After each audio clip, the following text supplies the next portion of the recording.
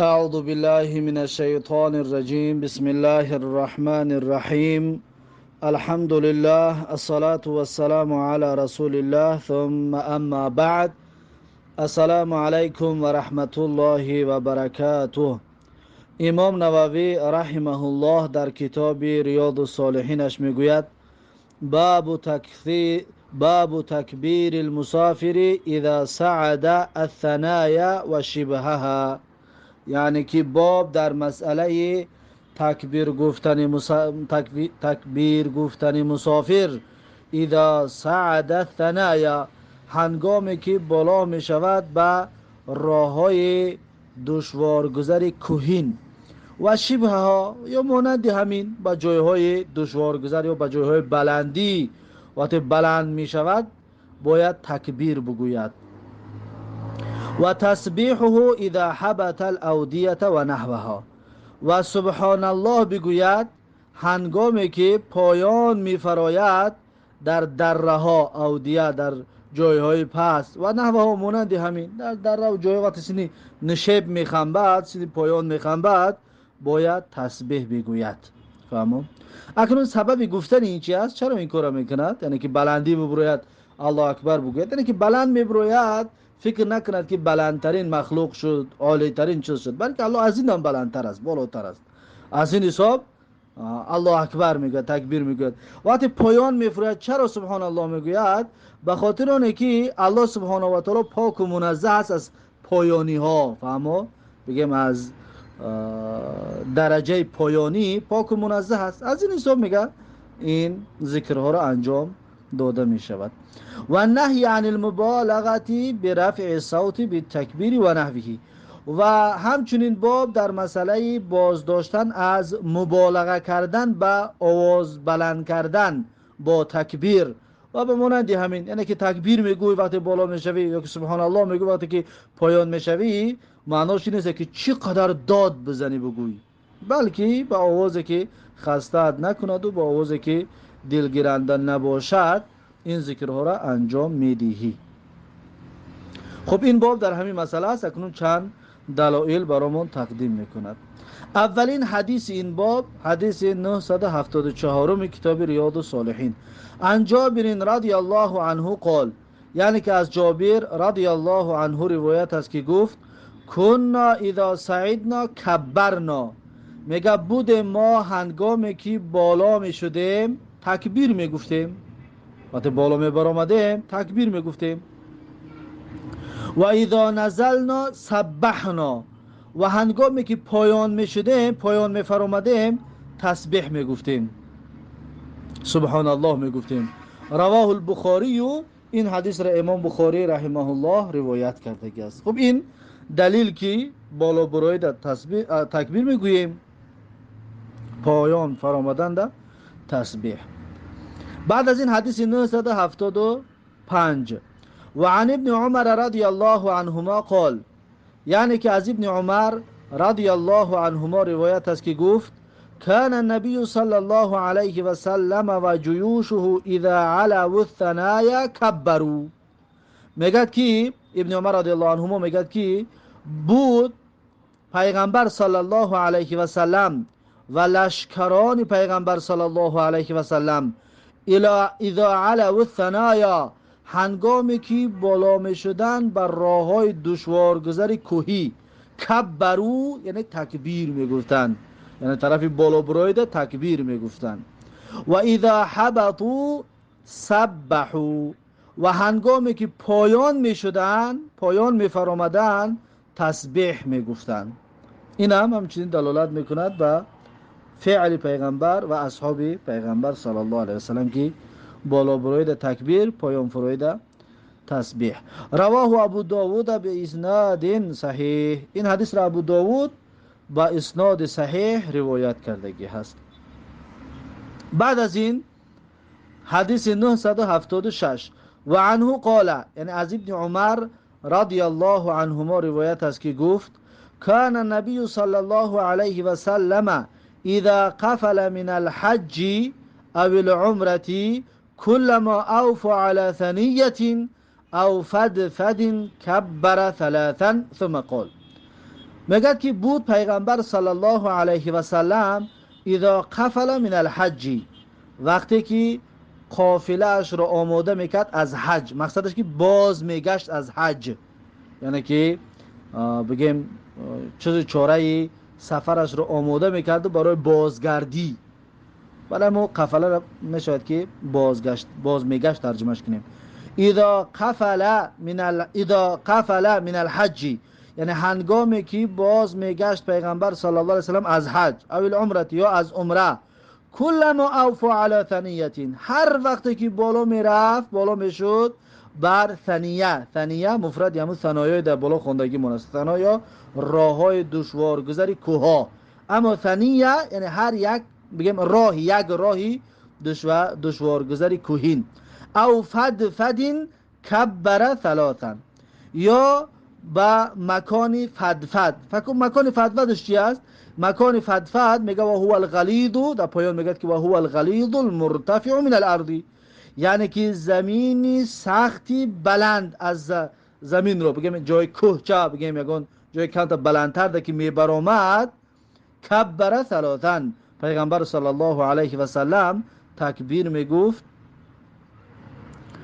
سه مرتبه تکبیر میگفت. ثم قال، بعد از سه مرتبه تکبیر میگفت که لا اله الا الله وحده لا شریک له، یعنی نیست معبودی بر حق بجز الله یگانه که شریک در بر او نیست. له الملک و له الحمد، از آن الله هست فرمان روایی، و له الحمد، و از آن الله تبارک و تعالی است حمد و ستایش. و هو علی کل شیء قدیر، و الله سبحانه و تعالی بر همه چیز قادر و توانا هست. آیبون تائبون عابدون ساجدون لربنا حامدون، یعنی که ما بازگردنده هستیم. آیبون بازگردنده هستیم یا باز میگردیم. تائبون توبه کنندگان هستیم یا توبه میکنیم. عابدون عبادت کنندگان هستیم یا عبادت میکنیم. ساجدون سجده کنندگان هستیم یا سجده میکنیم. لربنا به پروردگارمان حامدون ستایشگر هستیم یا ستایش میگوییم. صدق الله وعده و نصر عبده و هزم الاحزاب وحده. میگه صدق الله وعده، یعنی که وفا کردگی است الله سبحانه و تعالی به وعده دادش. الله به وعده که داد، به وعدهش وفا کردگی هست. و نصر عبده، و الله تبارک و تعالی یاری و کمک کردگی هست بنده اش را. و هزم الاحزاب وحده، و الله تبارک و تعالی شکست دادگی است. هزمه یعنی که شکست دادگی است. احزاب یعنی گروه های دشمنان دین را یا گروه های کفری را. وحده به تنهایی خودش الله تبارک و تعالی است که شکست دادگی است تمام گروه های کفری را به تنهایی. این حدیث میگه حدیث متفق علیه است. و فی روایت مسلمین، در روایت مسلم آمدگی است اذا قفل من الجیوش او السرایا او الحج او العمره. اکنون علاوه میکند بعد دوامش همین حدیث است، یعنی هنگامی که باز میگشت پیغمبر صلی الله علیه و سلم از میان لشکرانش، مثلا از بین لشکرانش گشته می اومد یا با همراه لشکرانش، او سرایا یا باز میگشت با گروه جهادیش خیلی باز میگشت. او الحج یا از حج باز میگشت. او العمره یا از عمره باز میگشت. وقتی پیغمبر صلی الله علیه و سلم از همین چیزها باز میگشت، دوامش همین است که و 3 بار تکبیر میگفت و دوامش همین ذکرایی که در بالا گفتیم همینها را انجام میداد. این روایت مسلم است، اما در بالا خوندگی من حدیث متفق علیه است. مسلم و بخاری روایتش کردگی است. خب این بود حدیث 976. بعد از این حدیث 977 و عن ابی هریره رضی الله عنه ان رجلا قال، میگد از ابو هریره رضی الله عنه روایت است هر آینه مرد گفت یا رسول الله، ای رسول الله، اینی اريد ان اسافر فاوصنی، گفت هر آینه من میخواهم که سفر بکنم پس وصیت کن من رو، نصیحتم بکن در حالت سفر چیکار کنم. قال، پیغمبر صلی الله علیه و سلم گفت که علیک بتقوى الله، یعنی لازم بگیر تو تقوا را، لازم بگیر تو پرهیزگاری را، یعنی همیشه پرهیزگار باش. و تکبیری علی کل شرفین، و همچنین گفت تو لازم بگیر تکبیر گفتن را بر هر چیزی بلندی ده که بالا میشوی. هر وقتی که بالا میشوی، بلند میشوی، تکبیر گفتن را با خودت بگیم بر خودت لازم بگیر. بگیم بالای چطور میشوی، یا که کورا بالا میشوی، یا که خلاصه هر چی در بالا میشوی کلی شرفین، شرف اینه که مکان مرتفع را میگن، فهمو با جای بلندی، جای بلندی ده که میبرای، پس تا همین کارا انجام ده، تکبیر بگو.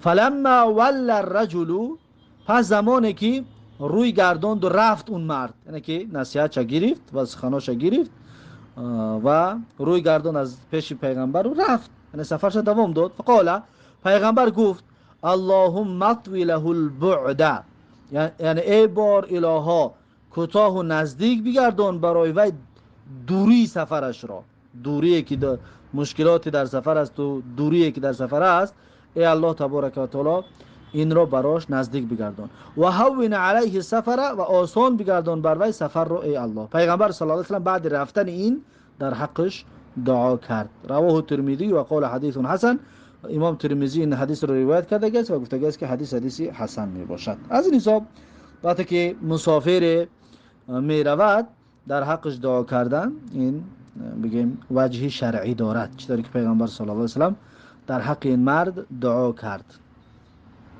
خب این بود حدیث 977. بعد از این حدیث 978، وعن ابی موسی الاشعری رضی الله عنه قال، یعنی که از ابو موسی اشعری رضی الله عنه روایت است که گفت کنا مع النبی صلی الله علیه و سلم فی سفرین، میگه بودیم ما همراه پیغمبر صلی الله علیه و سلم در سفری، ما با رسول الله یک جا میگه در سفر بودیم. فکنا اذا اشرفنا علی وادین، پس میگه بودیم ما هنگامی که بالا میشیدیم در بالا یگان وادیه، یگان دره ده بگیم بالا، رو بالا میشیدیم به طرف بلندی میبر آمدیم. حللنا، یعنی لا اله الا الله میگفتیم، و کبرنا، و الله اکبر میگفتیم، و ارتفعت اصواتنا، و بلند میشد آوازامون، یعنی چنان لا اله الا الله الله اکبر میگفتیم که جماعت و گروه وقتی که این بگیم صدا بلند میکردیم آوازمون میگه بلند میشد. فقال النبی صلی الله علیه و سلم، پس میگه پیغمبر صلی الله علیه و سلم گفت که یا ایها الناس، ای مردم، اربعوا، یا که اگر بچسبونه میگیم یا ایها الناس اربعوا علی انفسکم، یعنی که ای مردم رحم کنید بر نفسهای خودتان، یا آسان بگیرید بر نفسهای خودتان، یعنی در نفس خودت ظلم نکن، آسانگیری کن. فانکم لا تدعون اصم ولا غائبا، پیغمبر گفت پس سراین شما دعوت و نخوانده ایستادید، اصم را یعنی ناشنوا را، ولا غائبا، یا شما غائب را نپرستیده ایستادید، یعنی الله را شما یادآوری کرده ایستادید و خوانده ایستادید و فریاد کرده ایستادید که اون الله شنوا هست و حاضر هست و هر لحظه شما رو خبر دارد. از این حساب یعنی داد زدن و فریاد کردن و خودتان را خسته کردن این خوب نیست. پیغمبر صلی الله علیه و سلم گفت یعنی که با نفس خودتون رحم کنید و این کار نکنید. انه معکم، پیغمبر گفت که هر آینه و یعنی الله سبحانه و تعالی همراه شما هست. انه سمیع قریب، هر آینه و یعنی الله سبحانه و تعالی شنوا و نزدیک است به شما، یعنی هست همراهتون هست، شما را میشنود، دیگر حاجت به داد زدن و فریاد کردن نیست. حدیث میگه حدیث متفق علیه است.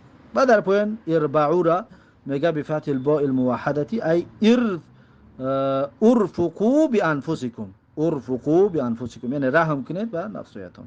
گفتم که رحم کنید به نفسیتون یا آسانگیری کنید بر نفسیتون، یعنی ظلم نکنید در حق نفستون که داد بزنید و فریاد کنید و وقت خسته و مونده بکنید، این کارا نکنید. گفت پیغمبر بازشان داشت، یعنی این ذکرها را بکنید و پس. خب پس دیگه مثلا همون کسایی در پیش ناز بشنا مشکل نداره، اما داد نزنده.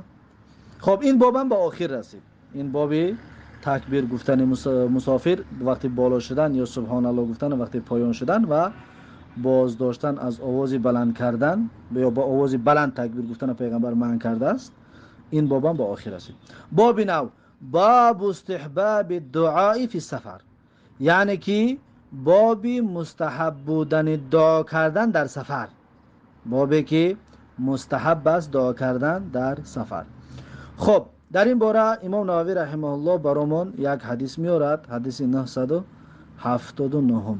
عن ابی هریره رضی الله عنه قال، یعنی که از ابو هریره رضی الله عنه روایت است که گفت قال رسول الله صلی الله علیه و سلم، میگه رسول الله صلی الله علیه و سلم گفتند که ثلاث دعوات مستجابات لا شک فیهن، پیغمبر گفت که سه دعاهای هست که قبول شده هستند، مستجاب میشوند، لا شک فیهن، شک نیست در قبول شدن این سه دعا، این سه دعا بدون شک و شبهه قبول میشود. اون دعا کدام هستند؟